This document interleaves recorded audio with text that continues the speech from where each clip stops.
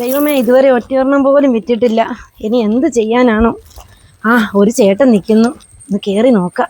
ഉയിരേ ഉയിരേ നീ എന്നോടു കലർന്നു വിട്ടേ. ചേട്ടാ, ചേട്ടാ, ആ, ഒരു പപ്പടം എടുക്കട്ടെ? വേണ്ട വേണ്ട, ഇവിടെ പപ്പടമൊന്നും വേണ്ട. ചേട്ടാ, നന്നായിട്ട് പൊന്തി വരുന്നതാ. എന്ത്? എണ്ണയിലിട്ടാലേ ഒറ്റ കുമ്പളയ്ക്ക് പൊന്തി വരുന്ന പപ്പടവാ. നല്ല ഒന്നാന്തരം പപ്പടവാ, ഒരെണ്ണം എടുക്ക. വേണ്ടെന്ന് പറഞ്ഞില്ലേ? നീ ബിന്ദു അല്ലേ? അയ്യോ, സന്തോഷ്. എടാ, ഇത് നിന്റെ വീടാണോടാ? യെസ്, ഇതാണ് എൻ്റെ വീട്. അയ്യോ, കൊട്ടാരം പോലെ ഉണ്ടല്ലോടാ. അതെ അതെ, ഇപ്പം എൻ്റെ കയ്യിൽ ഇഷ്ടം പോലെ പൈസയല്ലേ. ഞാനിപ്പോൾ വിയർപ്പ് തൂത്ത് കളയുന്നത് പോലുവേ 500 രൂപയുടെ നോട്ട് കൊണ്ടാ.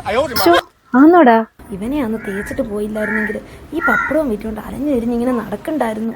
അന്ന് ഏതോ സർക്കാർ ഉദ്യോഗസ്ഥന്റെ ആലോചന വന്നപ്പോൾ നീ എന്നെ തേച്ചിട്ട് പോയതല്ലേ? അന്ന് അങ്ങനെ പറ്റിപ്പോയടാ. എന്നിട്ട് ഇപ്പൊ നിന്റെ ഭർത്താവ് എന്ത് ചെയ്യും? ഓ, അതൊക്കെ ഡൈവേഴ്സ് ആയി പോയടാ. ആ, അത് കടാ, നീ ഇതുവരെ കല്യാണം കഴിച്ചില്ല? ഇല്ലടി.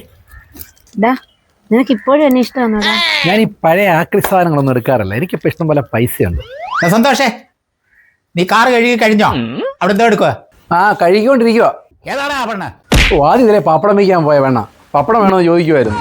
ഒറ്റ പെണ്ണുങ്ങളെ വെറുതെ വിടരുത്. കാറ് കഴുകിയിട്ട് ചെടിക്ക് വെള്ളം ഒഴിക്കണം, വീടിന് പിറകില് കാട് പറിക്കണം, പല ജോലിയുണ്ട്. അപ്പൊ നീ ഇവിടുത്തെ വേലക്കാരനാണല്ലേ? അങ്ങനൊന്നുമല്ല, ഇവിടുത്തെ ഓൾറൗണ്ട് എല്ലാം ഞാനാ നോക്കുന്നത്. അങ്ങനെ അധികം ജോലി ചെയ്ത് വിയർക്കണ്ട കേട്ടോ. 500 രൂപ നോട്ട് കൊണ്ടേ വിയർപ്പ് തുടയ്ക്കേണ്ടി വരും. ഇതുവരെ കഴിഞ്ഞില്ലേടാ? ആ, കഴിഞ്ഞു. ചെടിക്ക് വെള്ളം കൂടെ ഒഴിച്ചിട്ട് വരാം. തുണി വിരിക്കാനുണ്ട്. ആ, വരാം. നിങ്ങൾ രണ്ടുപേരും കൂടി ഓരോന്നോരോന്നോരോന്ന് ഇങ്ങനെ പറഞ്ഞാൽ ഞാൻ ഒറ്റയ്ക്ക് വേണ്ട ഇതെല്ലാം ചെയ്യാൻ? 3 നേരം വെട്ടി വിഴുങ്ങാൻ നല്ല സ്പീഡാ. എന്തെങ്കിലും ജോലി ചെയ്യാൻ പറഞ്ഞാൽ മാത്രം അവർക്ക് ബുദ്ധിമുട്ടാ. എടാ, എന്തുവാടാ ഇത്? ഇവരുടെ ഈ ആട്ടും തുപ്പവും കേട്ടിട്ട് എന്തിനാടാ ഇങ്ങനെ നിൽക്കുന്നത്? ഓ, വാ പറയുന്നതേ ഉള്ളടി. പാവങ്ങളാ. 3 നേരം ആഹാരവും ഇത്തിരി ശമ്പളവും തരും, അത് മതി. എനിക്ക് ആരിയ്ക്കുന്നടി, ശകാരിക്കാനും ശാസിക്കാനും ഒക്കെ ആരെങ്കിലും ഉള്ളതേ അതൊരു സന്തോഷമാണ്. ആരുമില്ലാത്ത നമുക്ക് ആരെങ്കിലും ഒക്കെ ഉണ്ടെന്നൊരു തോന്നൽ. എടാ, നിന്നെ ഇങ്ങനെ ചീത്ത വിളിക്കാനെങ്കിലും ആരെങ്കിലും ഉണ്ടല്ലോടാ. എനിക്കാണെങ്കിൽ അതിന് പോലും ആരുമില്ല. അപ്പൊ നിനക്ക് മക്കളൊന്നും ഇല്ലേ? എടാ, എനിക്ക് ദിവ്യഗർഭം ധരിക്കാനുള്ള കഴിവൊന്നും ഇല്ലടാ. അങ്ങനെ പറയുന്നത്? ആദ്യ രാത്രി പോലും കുടിച്ച് വെളുകേട്ട് വന്നവനാ എന്റെ ഭർത്താവ്. അത് സാരമില്ലടി, ഓരോ മനുഷ്യരും ഓരോ സ്വഭാവക്കാരാ. ആട്ടെ, ഈ ഡൈവേഴ്സ് ആയിട്ട് നീ എന്താ ഈ സിന്ദൂരക്കുറി ഇട്ടിരിക്കുന്നത്? ഞാൻ ഈ പപ്പടവും അരിമുറുക്കും ഉണ്ണിയപ്പവും ഒക്കെ വിറ്റുകൊണ്ട് നടക്കുന്ന ഒരു സ്ത്രീയല്ലേ. ഭർത്താവില്ലെങ്കിലും ഈ നെറുകയിലെ സിന്ദൂരമേ അതൊരു ധൈര്യം തന്നെയാണ്. അത് നേരാടി. ഇന്നത്തെ സമൂഹത്തിൽ ഒറ്റയ്ക്ക് ജീവിക്കേണ്ടി വരുന്ന ഒരു സ്ത്രീക്ക് ഒരുപാട് പേരുദോഷം കേൾക്കേണ്ടി വരും. അത് സത്യമാടി. നീ മുമ്പ് എന്നോട് ചോദിച്ചില്ലേ ഇത് എൻ്റെ വീടാണെന്ന്? ഞാൻ അന്നേരം പറഞ്ഞു എൻ്റെ വീടാണെന്ന്. അതെന്താ നിനക്കറിയാവോ? എൻ്റെ പഴയ കാമുകളുടെ മുമ്പിൽ ഒരു നിമിഷം എനിക്കൊരു പണക്കാരനായി ജീവിക്കണമെന്ന് തോന്നി. അതുകൊണ്ടാണ് കേട്ടോ.